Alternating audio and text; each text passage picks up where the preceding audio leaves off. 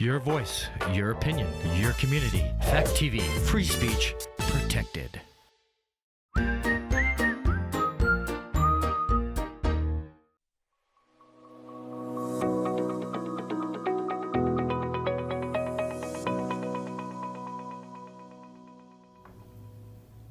Hello everyone, welcome to our show, Welcome Keene. My name is Aggie, and today we are going to talk about English education to international students. Keene Community Education has been offering just an amazing, wonderful program for immigrants. If you are new to the area and you don't know English, but you want to start your career, you want to start a new life here, this is the best place to go and you will thrive. Today I have two very amazing and special, extraordinary guests, ESL educators from Keene Community Education, Julie Moulton. Hello. And Marcia Cantarino. Such a pleasure to have you in our studio today. Thank you. Thank you. It's good to be here. Welcome. So, how are you guys doing today?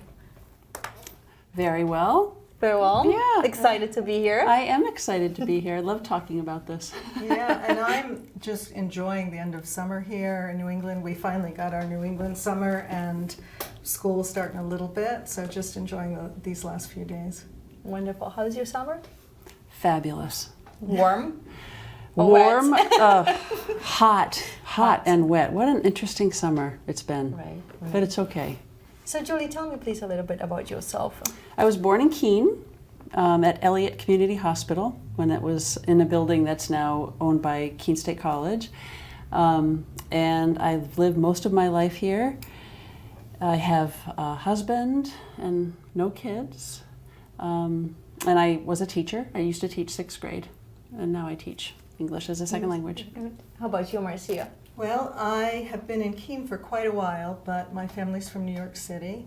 I grew up in Africa and in England, and I love to travel. I taught high school for 30 years and retired, and then began volunteering at KCE, actually doing the high set and in the jail, and then I was recruited to teach, and I have 3 children, and I love dancing, you know that. Yeah, we know that. And biking and so many things. So, Julie, when did you start teaching ESL? In Keene? In Keene. Here, I started this, I'm about to start my 8th school year. Wow, that's pretty cool. It is, it's the longest you time have met I've a ever lot of worked in one job. you have met a lot of international students. I certainly have. And people. You probably made a lot of friends. Absolutely. So tell me, what did inspire you to become an ESL teacher? Well, I became an ESL teacher because that's what the United States Peace Corps told me they wanted me to do. My husband and I went to Mongolia in 2007, from 2007 to 2009, and I had been teaching middle school English and science before that, so it was a natural fit for me to go into teaching English. So I did it there for 2 years. I taught mostly middle school and then some smaller adult classes. Came back here for 4 years and subbed in the Keene schools. And then my husband and I then did Peace Corps again. We went to Zambia for 2 years, and again I taught English. And when we came back from Zambia, I just was looking, I started subbing again, and then I happened to be, I think I was on Indeed.com one day, and I saw this job posting for Keene Community Ed teaching ESL, and I said, oh my gosh, there it is, that's what I'm supposed to do. So I applied, and it was perfect, and it continues to be the best job I ever had. Yeah, the best teacher ever. Marcia, how about you? What did inspire you to? well, I retired after teaching 30 years, and I like doing service and volunteering, so that's how I got involved with Keene Community Ed. Both of my sets of grandparents are immigrants, so I grew up when I was young in a home where Spanish was spoken, and having lived abroad, I've always been interested in other cultures. And so I just really enjoyed it. And then I was asked to come on board, and it's just been a great experience. So if you wanted to explain to people who are not from here, like me, international people, immigrants who come from different countries, and we're new to the area and we would like to find out some kind of help to get the English education, what would you tell such a person, what is English as a second language program? Meaning, what kinds of things do you do in Right, the program? right. Not necessarily how to get into it. Right now, how to yeah. get into, but what is it about? Like, why would you like to apply for that Right. program? Well, I think there are many levels that it can help people. One is often immigrants are isolated or don't have contacts or need support systems. And so Keene Community Ed is really a family. And there's a lot of diverse experiences. And there are people who have navigated their way through a lot of, the obstacles to getting housing or, just learning things. So that's there. And also, what's wonderful is the program works with people at whatever level they're at. Right. So it really is tailored even within a particular classroom. Right. And there's no pressure. The people there really want to be there and they're really eager to learn, which makes it really satisfying for us.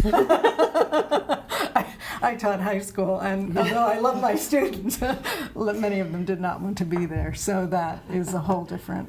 So Julie, how do you apply to that program? Is it what is it? What do you do to be there? Like in that family? Yeah. How do you join that family? All you have to do is ask, and you're in.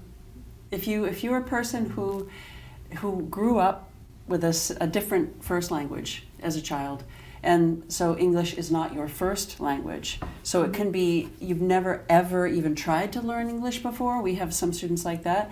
We have students who studied in schools where their classes were in English in other countries, but they don't understand American culture, certain things, or traditions, or American idioms, the way we use language here is not the same as it's used if you are taught by British American speakers or Indian American speakers. So all you have to do is contact Keene Community Education, which is on Maple Avenue in the old Jonathan Daniels building, and just say you'd like to take ESL classes. You make an appointment to take an intake test, which just tells us whether you should be in the beginner class, the intermediate class, or the advanced class. Right. And then as soon as the test is finished, you're ready to start wherever it makes sense for you to And be. I go to that school, and what I love about that school is just not the school doesn't focus only on the English education, but it's the whole thing. It's complex. It's the culture. It's the traditions. It's the slang. It's about everything. Because I feel if you just know the language, it's not complete. You need to know the whole picture. Then your English is much better, and you understand things better. And idiosyncrasies of the English language that even if you speak English really well, but you've never lived here. Exactly. And that's what the most beautiful thing about Keene Community Education, because you get to know and experience things from a different angle. Yeah. So what do you like the most about working at Keene Community Education? Well, if I'm honest, the potlucks. Food, of course. Food is a really important element of community building, and that I would say that community building is equal to English language improvement skills at Keene Community Ed. I mean, we really do our very best to make sure that everybody feels like they're an integral part of the organization and the community. Like gets people together, Exactly. connects people, right? And we share stories when we have these potlucks, and people talk about, my grandmother taught me how to make this, and it's really important in our culture to cook it in this way or to eat it at this time. And what does it mean, to our culture? And we don't want students to lose their culture. Right. I mean, that's one of the best things is learning about other people's cultures and being able to keep your own culture. Exactly. And then you have to be here and learn like English and all that stuff, but you still need to keep your personality, like your traditions and your culture. And that's really important too, because I think you all just alluded to it, that the students that come are not only learning about American culture, they're learning about lots of cultures. Right. The whole amazing. world. That's the whole world. Yeah. Especially when we have like big potlucks and people come, and it's just absolutely an amazing experience. So, Marcia, you have been working just for 1 year, but what challenges do you face working with immigrants? Well, I just want to say, first of all, before the challenges, that the people that I have, the students I've had, have been the loveliest, most hardworking people, but often they have issues with transportation. They might have childcare issues. Right. They might have other issues so that it's difficult to attend regularly. Right. And so planning a lesson and then having people not show up, not because they're not interested, but just life gets in the Right. way, is one of the difficulties. And I think because there are different nationalities and different levels, it's, you know, trying to make sure that we're meeting the needs of all people. You know, maybe some people really are interested in writing or need grammatical skills, where other people are really far advanced for that. So how do you do that so that everybody gets a little of something that they need? Right. Yeah. Oh, great. Julie, and you've been working there for 8 years, you said. So tell me, how many students do you have at school, and what are their nationalities? So that changes all the time. Right. One interesting thing, people ever since I've been working there will ask me, so what's the dominant language outside of English? And we've never really had a dominant language. Right. Everyone used to say, must be Spanish, and I'd say, nope. There is no dominant. Nope. We have probably, at any given time, at least 10 or 12 different languages, native languages, spoken by our students. Right now, it just happens to be that we do have a dominant language, and it is Spanish, just in the last couple of years. But I assume that will continue to fluctuate, because it always does. And we've got organizations, local organizations now, that are actively bringing refugees and asylum seekers to Keene, and so that sort of directs language, the number of languages that we have spoken to. But I would say right now, probably 12 or so different languages, but we have people from at least 10 different countries. At this moment, At this right? moment, yeah, at least. At least, yeah. Yeah. That's what makes it like so beautiful. Yeah. Right? It's like a Yeah. Yeah, mixture. South America, Central America, do we have India. any from Africa right now? I don't think so. But we did have India, Ukraine. Southeast Asia, Yeah. Eastern Poland. Europe. Yep. We've had students from Canada. I mean, we've from all over the place. Marcia, tell me, you said that you have, people with different levels of English, and sometimes you get students that they don't speak English. So how does it look?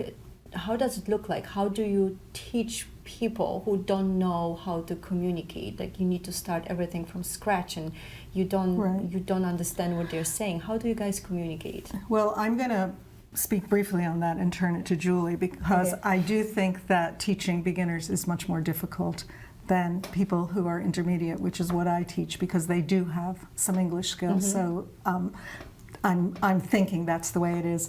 I use actually a lot of sometimes movement and games. Kind of a universal thing where people understand gestures, and then we try to get a core vocabulary that we can communicate with. But fun is a universal language. And then music. And if you're having fun, you relax, you're less self-conscious, you try things. And a wonderful thing there is that prospective students should know is that there is not homework and there is not grading. There's the intake test and assessing at the end of the year, both for the purposes of the program and to help you be where you should be. Right. And But no there's pressure. not stress in that way. Right. So, and with the intermediates, I use online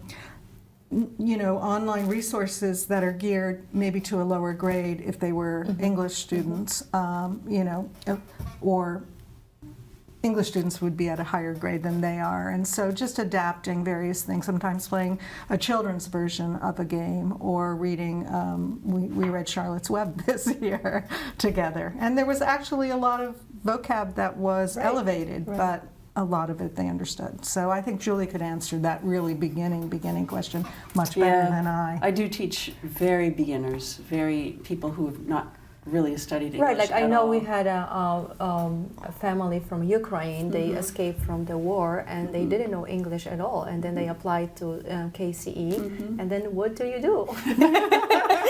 You know, there's an awful lot of pantomime, using your hands, using facial expressions, using your body. A lot of there's a technique called total physical response, which just means that for every time that it's possible to incorporate movement with language, it's a great way to really get it cemented into your brain. Every time you can use more than one sense to help yourself learn something, one sense at a time, it's more likely to stick. So we do a lot of that kind of thing, you know, for learning any kind of verbs. We do them if they can be done. And I use a lot of flashcards, a lot of repetition, a lot of games, Pictures. a lot of lots and lots of Yeah, pictures. Yeah. I try to draw on the board, and we all laugh about my drawing skills. And we just repeat things a lot, so that enough so that you get to the point where you don't have to think really about what you're saying anymore. Right. So a lot of students working with one other student or small groups, and I have assistant teachers in my class, and they also help facilitate those small groups. And believe it or not, it does work. You know, a lot of people are shocked to know that I don't speak a different language with them, that it's only English, Right, and I teach only in English. But it's absolutely possible. And It is possible. So I want to ask you a question right now, because so you start in September. Let's say you start in September and they don't speak English, and then at the end of the year, they do speak English. They can communicate. Like, how do you feel about it? Like, So do you the feel way- fulfilled about it? I feel fulfilled because they feel so good about it. I do not take credit for that. I will take credit for helping to create an environment where they feel they can have confidence, and where they feel comfortable enough to try. And then after that, it's all them. So if the students who learn English the fastest are the students who are most willing to take risks. And this is true not just with ESL, but all classrooms. And then if they're also the students who they start to feel comfortable coming to class, they start speaking in class, they start speaking to each other in class. That gives them more confidence when they step outside to start talking to people, and that's where they learn. That's how you learn a language. I mean, I've heard people say, I probably shouldn't say this, talk myself right out of a job, but I've heard educators say you really can't teach a language. You can only learn a language by putting yourself in situations that you need to use it. Right, And they bring a lot of competencies with them. They do. I mean, Some so like when they bring their food in, there's so much richness in there, and they're explaining it or showing. Yeah. So they have a lot of competencies. And one quick thing was Ruslana came to the house and with no English skills, and we played Pictionary. And, you know, I could see, having left her country, the sadness in her. But then she forgot about that, and she was playing the game, and then they got the answer right, you know, and some of us didn't. And all of a sudden, you know, she was able to just kind of relax into it and just communicate better. Yeah, because and of feel that. good Right, about right. that. That's what I feel. That's what it is about the school. Like, you go there and you feel so connected with so many different international people. They have the same experience. They have the same perspective or different perspective. But you go there and you forget that you are in a different country. You forget that you don't speak English. That you speak with the accent. You feel like you are in a family. And I think that's what's wonderful about that school. And that just gives the courage to go outside That's what it is. of school and just speak, because you know you can. But the school gives you the basis, like that's where you start, and then you can just open your wings and fly. So tell me, do you have any funny stories about teaching ESL or like interacting with international Well, students? Julie is funny. Julie, You don't have any funny stories. Well, I know that my students laugh at me Very a lot. serious. You're just very serious. I really can't think of specific stories, funny stories, but I will say that, yeah, we laugh constantly. And I make mistakes a lot and laugh at myself. And that allows my students to feel okay about making mistakes. Exactly. So we all laugh at each other all the time. But it never feels bad. It never feels like a mean laugh. It feels like, yeah, we're laughing because we've all done that. Right. Whatever the mistake was, we've all done that or something Right. really very much like it. So We laugh a lot too, and I know that when we're doing things, there was some testing going out in the main room, and they had to shut all the doors because we were having too much fun. Right, that school is absolutely amazing. It's just absolutely amazing. Julie, what have you learned personally and professionally from immigrants? Because they bring different things to school, like not just physically, but like different experiences, different perspectives, different thoughts, different things. yeah. So I would say that personally, one of the things that I've learned is that even when people come from very different backgrounds, if this goes back to what I was saying before, if you can help create an environment where everybody feels equal And safe. and safe, yes, that they really truly can thrive. Right. And so that's been a wonderful thing for me to learn. And professionally, because of the things that Marcia was talking about, with my students having a lot of other responsibilities outside of the classroom, I've had to learn to have different kinds of expectations Right. as a teacher, and what To be more humble. Well, that hasn't happened. But We didn't teach you that. no, sorry. No, it was already as humble as you could get. No, but to have different expectations in terms of what they might want from the class, and understanding that what they might want really is community, more than actual hard skills. Although I do have plenty of students too who really are there for hard skills. And I need to be able to, so Marcia said that there's no homework. Well, there really isn't required homework, but some of my students want homework. And so we can give that to Right. them. We can really do things at the level that students seem to want or say that they Right. want. That's been a great learning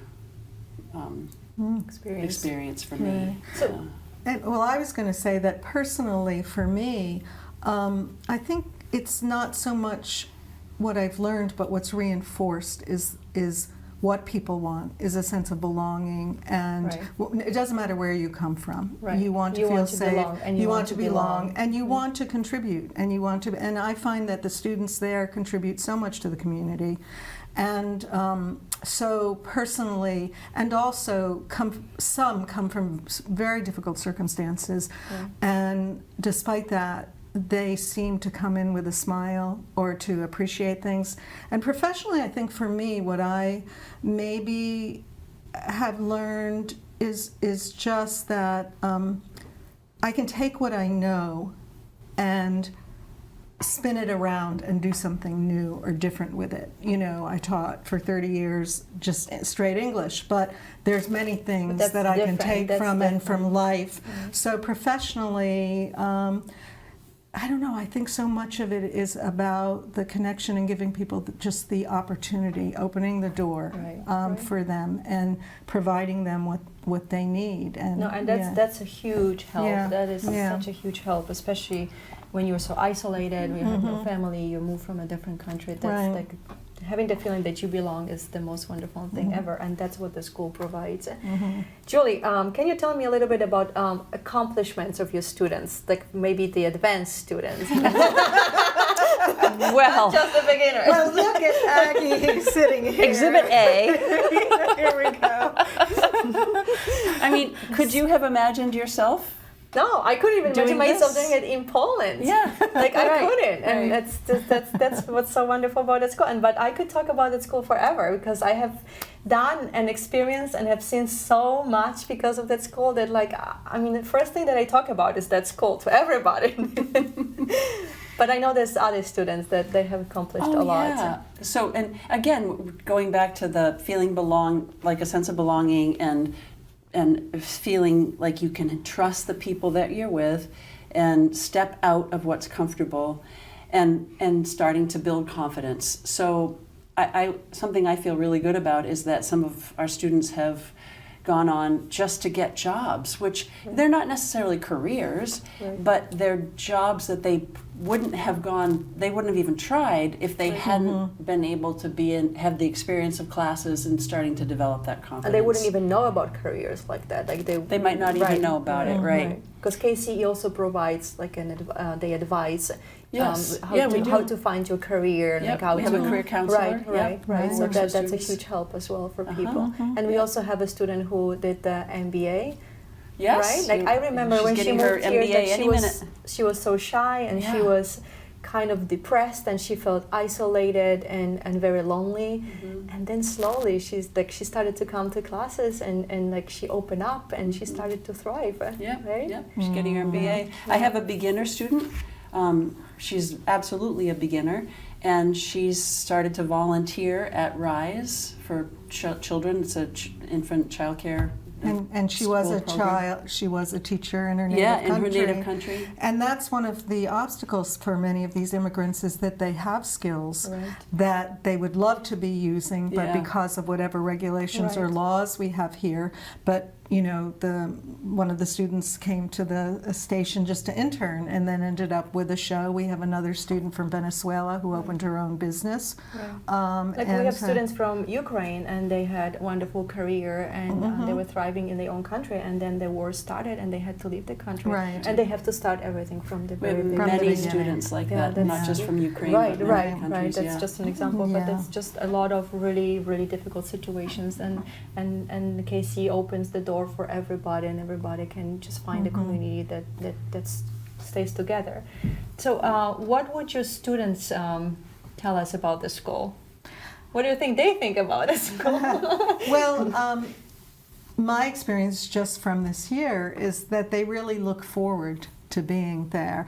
And if one of the other students doesn't make it, they're a little sad because they wanted to see Right, that person. right. I think they would say that they're accepted at the level they're at and that they can work on whether it's pronunciation or it's understanding tenses of verbs or just coming in and saying I have to fill this form out or I have to do something and I need help with it, that whatever, and that it's these community celebrations, and Julie does a lot of field trips, are really, really great. They really just expose Right. people Right. to many different experiences. That was my another question. Like, do you guys do anything outside of school, or do you just sit and like study? Well, 90% of the time we're sitting and studying. I would say 98, and 98. it's so strict and it's so hard. I have to yell at the students all the time, sit down. We rarely just sit. Right. There's always, we do learn, and we learn what the students say or what I can see they need to practice. But yes, I do believe that we need to get out and experience things in the area.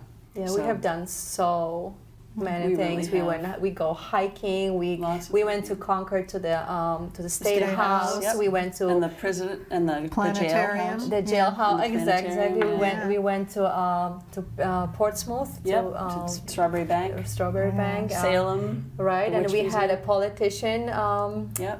visiting us, Yes, Joe right? Joe Shapiro. Shapiro, Yeah. and we learned about the government and how Right. everything works. And we had the budget specialist Yep. who helped us, We're gonna like have a lot more of right, that, too. and Yeah. Yeah. and a lot of wonderful meetings and like International Women's Day or Yeah. Thanksgiving gatherings and all that stuff, and Yeah. that gives us chance to experience also American culture, to see things from outside the box. Right, the and- larger picture, and Right. also speakers coming in, like from the Domestic Violence Center, or Right, other- yeah, right, coming into the like- building. Right, like we Yeah. have we have learned a lot.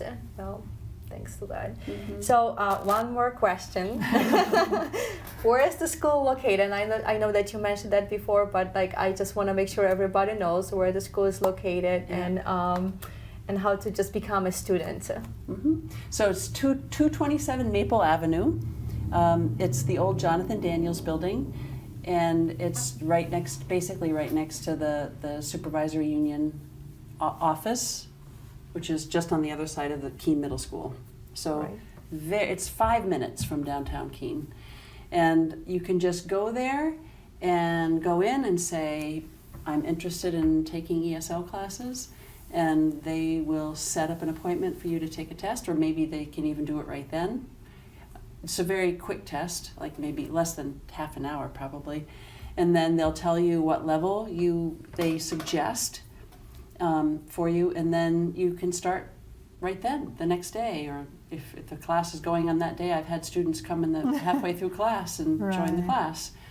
I would say a couple of things. One is that it's okay if you can't make it all the time. Don't not come Right. because you Right. might have interruptions or issues. The life happens. And you might meet someone there who drives there. You know, I have a student who rides his bike there, even in the winter. But I also have a question. Do we have Zoom offerings regularly? Are there students who have transportation issues who can participate? I know we had, was it Justin who was giving a class at There's an night? evening. Okay. I believe it's going to be Tuesdays and Thursdays with a young man who is a teacher of English as a second language, and and it's on Zoom. Right. Yeah. So if that's what you want to do when you come in, you still need to come in and Right, you register, get take all the the test. information. You Yep. get all Right. the information. Yeah. Yeah. Wonderful. And then you Thank you just so go. much Thank for being you, my guest Aggie today Star on my show. It was such a pleasure to guys have you here. It's and, great to be It here. was an honor to be here on your Yeah. show. and sharing your experience with all the immigrants and international students. Thank you so much for being with us. If you are from a different country and you struggle with your English, even if you don't struggle with your English, please come and join our community. You will not regret it. It's absolutely amazing. You will find a lot of people very friendly, very open-minded. You will be connected. You'll be just happy. And next week, I'm hoping to talk to ESL students. So we will verify if all of that was said here is true. And the fall classes will start on September 11th. 11th. Yes. Wonderful. Thank you so much for your attention. My name is Aggie, and see you soon.